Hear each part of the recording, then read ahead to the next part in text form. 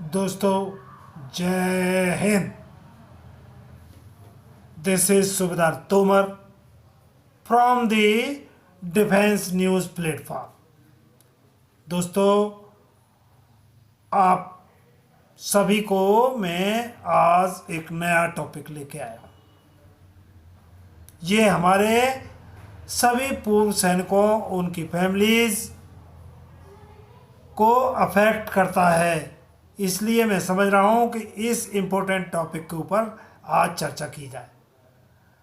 तो दोस्तों, आपका ये दोस्त आपको नए नए व्लॉग बनाकर लाने का वादा करता है, जो कि सारे डीप स्टडी के ऊपर आधारित होते हैं और उसमें आपको फैक्ट एंड फिगर के साथ एंड डेटाज के साथ आपको सारी इन्फॉर्मेशन देने का मैं कोशिश करता हूँ। तो यहाँ मैं चाहूँगा कि दोस्तों, आपका सपोर्ट और आपके सपोर्ट के बिना मैं काम नहीं कर पाऊँगा।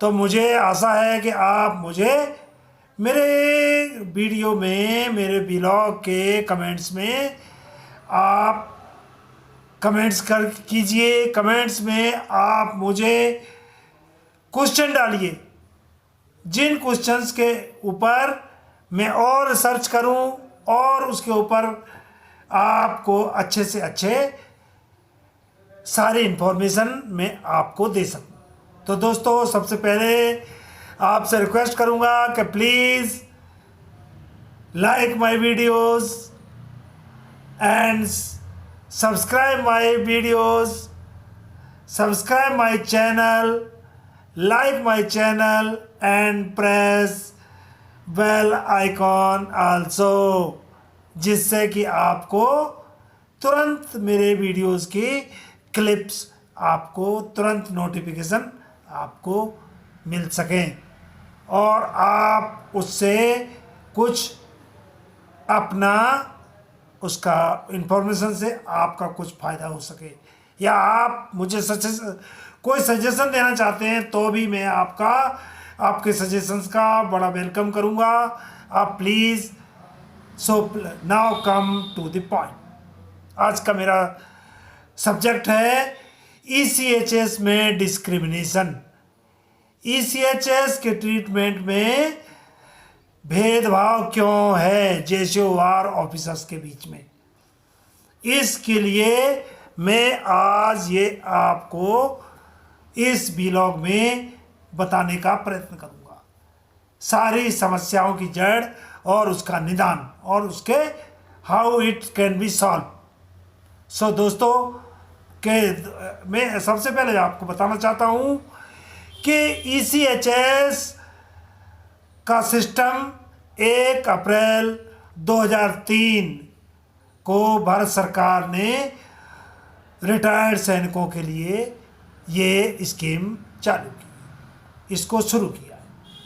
पहले हमारे एक एक्स सर्विसमैन को मिलिट्री हॉस्पिटल्स में अपना ट्रीटमेंट कराने का इंटाइटलमेंट था, लेकिन भारत सरकार ने 1/4/2003 को इस सिस्टम को चेंज करके ये नई scheme ex serviceman contributory health scheme means contributory.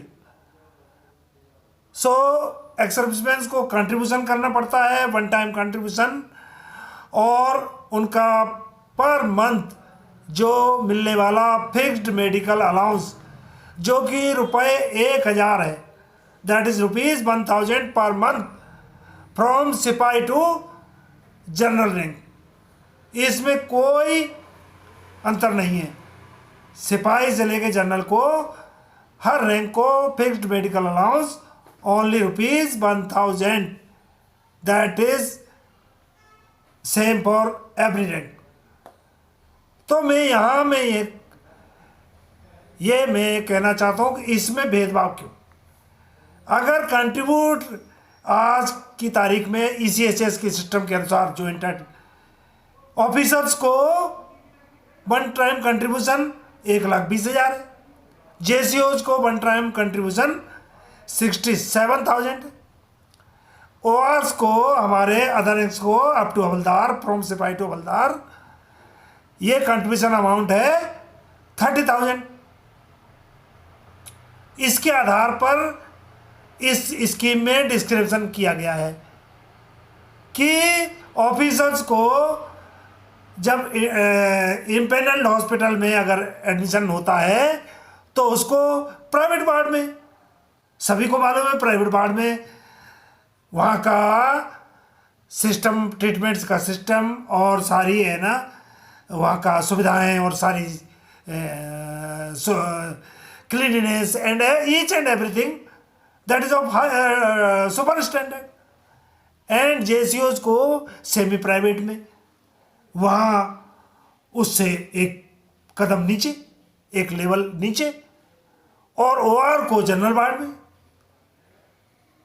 OR को 30,000 देने के बाद जनरल वार्ड में, जनरल वार्ड में तो कोई भी XYZ कोई भी एडमिशन लेता है, सिविल से आता है वो भी जनरल वार्ड में एडमिशन लेता है।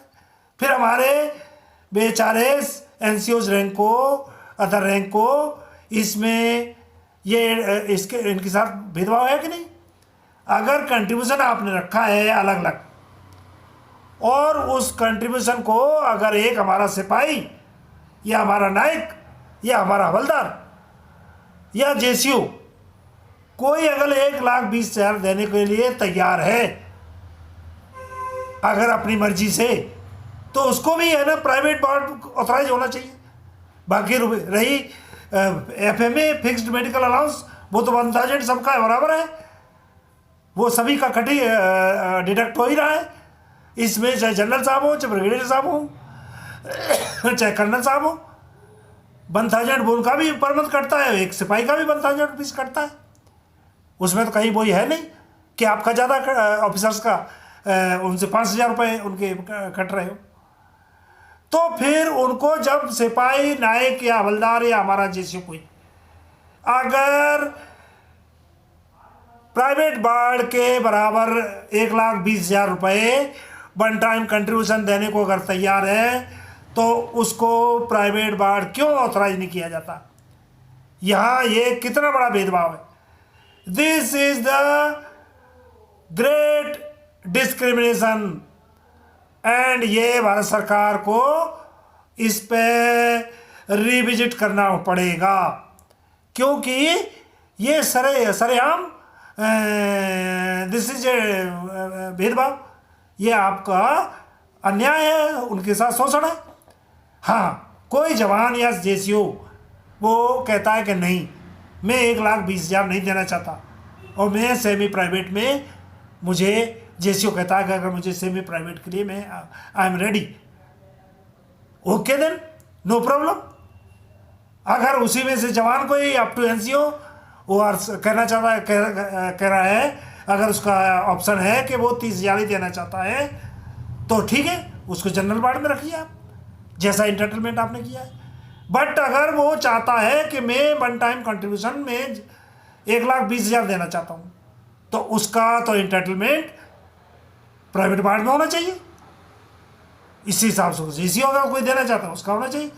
और यही नहीं, अगर मैं कहता हूँ कि एक ऑफिसर कह रहा है कि नहीं मैं 30,000 देना चाहता हूँ, मेरा कंट्रीब्यूशन वन टाइम कंट्रीब्यूशन मैं ओनली 30,000 देना चाहता हूँ, okay, he should be allowed, he should be allowed and उसको जनरल वार्ड के लिए उसको इंटरटेन करिए। एक अफसर कहता है कि नहीं मैं 67,000 देना चाहता हूँ तो उसको आप सेमी प्राइवेट में अलाउ करिए, उसका इंटरटेन करिए।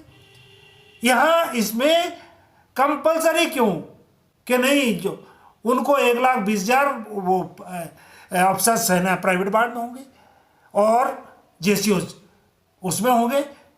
This is wrong, this is a total wrong policy.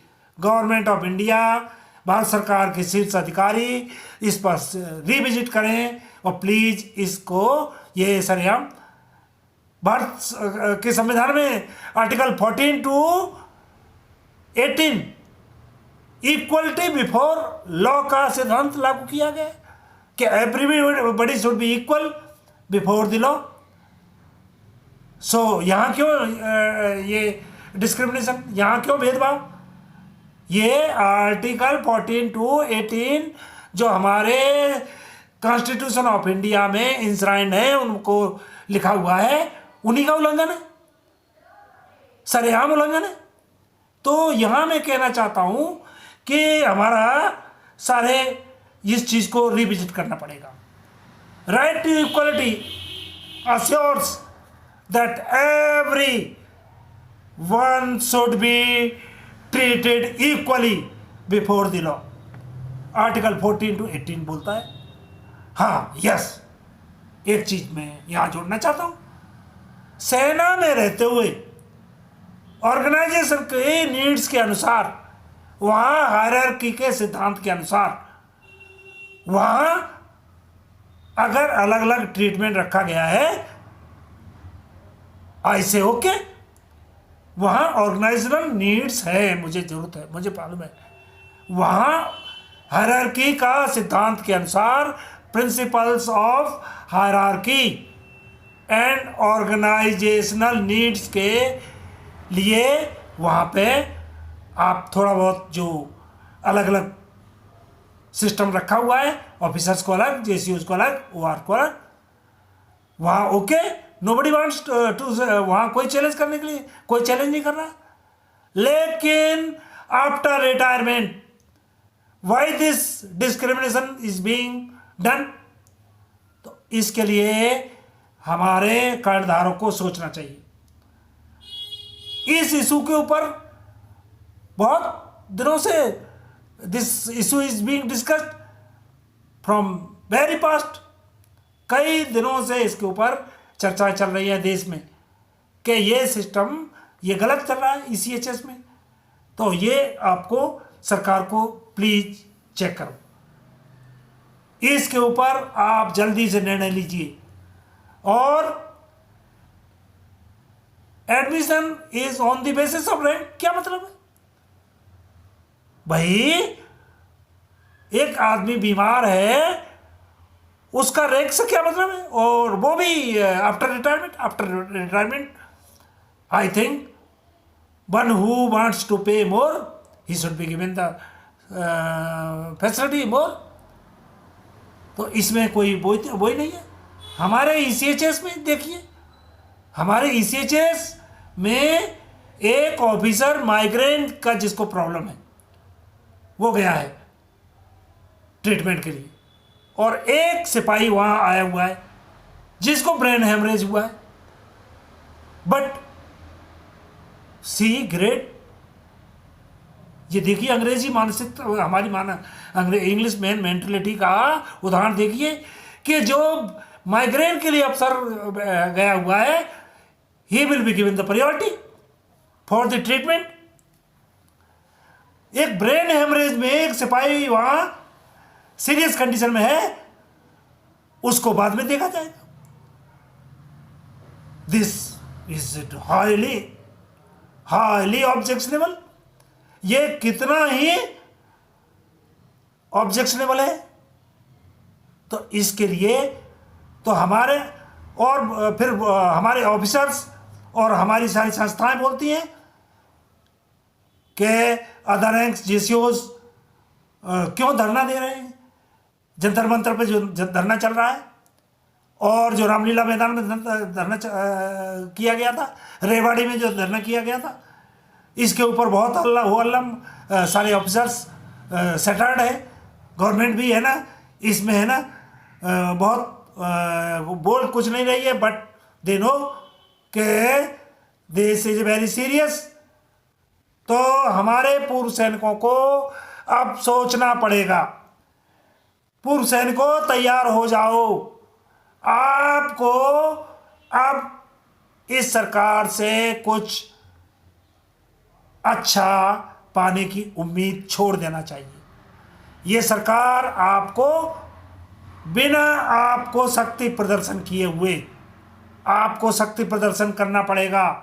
Jantar Mantar का जो ऐलान है कि 25 नवंबर को नई दिल्ली रेलवे स्टेशन से वो रेल रोको आंदोलन करने जा रहे हैं। तो आप लोगों को भी, आपको ये सब छोड़ के अपने छोटे छोटे बातों का वो छोड़ देना चाहिए। सभी को मालूम है कि हमारे पूर्व सैनिकों के संगठनों के कुछ आपस में कई धड़े हो गए हैं, उनके आपस में विचार नहीं मिलते। तो हमारे पूर्व सैनिकों को चाहिए कि उनको उनके नेताओं से कोई मतलब नहीं होना चाहिए। आपको तो अपने लिए, अपने बच्चों के लिए, अपनी फैमिलीज के लिए, अपनी आने वाली पीढ़ियों के लिए आपको संघर्ष करना पड़ेगा। और आपको इस संघर्ष में और कोई आपका के लिए नहीं आएगा। You have to fight your own battle. कोई आपकी लड़ाई दूसरा नहीं लड़ेगा। आप अगर शक्ति प्रदर्शन दिखाएंगे, सरकार प्रजातंत्र में आजकल ये प्रेशर टैक्टिक्स का जमाना है। बिना प्रेशर डाले, बिना आप दबाव डाले, प्रजातंत्र में किसी भी सरकार से आप कुछ नहीं पा सकते। तो दोस्तों, मैं आज का इतनी ही बात कहूँगा कि आप अभी नहीं तो कभी नहीं, यही समय है और सही समय है। आप जुट जाइए। हमारे कई यूट्यूबर्स जो छोटी छोटी बातों में आपको भटका रहे हैं, बिना मतलब कि छोटे छोटे लेवल में, उनसे आपका ध्यान आपको अभी तक भटकाया है। मैं आपको हाई लेवल्स की बातें बताऊंगा। आपको कोई यूट्यूबर जो आपको अगर ये बातें बताए तो आपको उससे कंपेयर कर लेना। तो प्लीज दोस्तों, आपको उन छोटी छोटी चीज़ों से आपको आप अपने आप को दूर करें। 1 रैंक 1 पेंशन मिले या ना मिले, मिलिट्री सर्विस पे इक्वल हो या ना हो, और भी हमारी जो डिमांड्स हैं वो पूरी हो ना हो, अगर आप एक बार भारत सरकार को अपना शक्ति प्रदर्शन अगर एक यूनिटी के साथ यूनाइट होके ऑल इंडिया लेवल के हमारे सभी पूर्व सैनिक, आप अगर एकजुटता से आप नई दिल्ली रेलवे स्टेशन पर आप अगर एक बार अपना शक्ति प्रदर्शन करेंगे तो उसका जो मैसेज जाएगा वो आपके आने वाले सभी पीढ़ियों को वो फायदा होगा। हम लोग तो ठीक है अपना गुजारा कर लिया, लेकिन आपको ये अगर अंग्रेजी मानसिकता वाले हमारे ऑफिसर्स और आईएएस कम्युनिटी, आईएएस लॉबी और डिफेंस अकाउंट डिपार्टमेंट, ये सारे एक उसके तहत ये षड्यंत्र के तहत हमारा सब हमको डाउनग्रेडेशन किया गया है, हर चीज़ में, हमारी पे में, पेंशन में। तो इसके लिए आपको लड़ना पड़ेगा। बिना लड़े आपको कुछ मिलने वाला नहीं है, आपको शक्ति दिखानी पड़ेगी। तो दोस्तों, आज का व्लॉग मैं यहीं दी एंड करना चाहता हूँ, और आप अपने सुझाव, आपके रिएक्शंस और आपकी प्रतिक्रियाएं और उनका मुझे इंतज़ार रहेगा। Thank you. जय हिंद।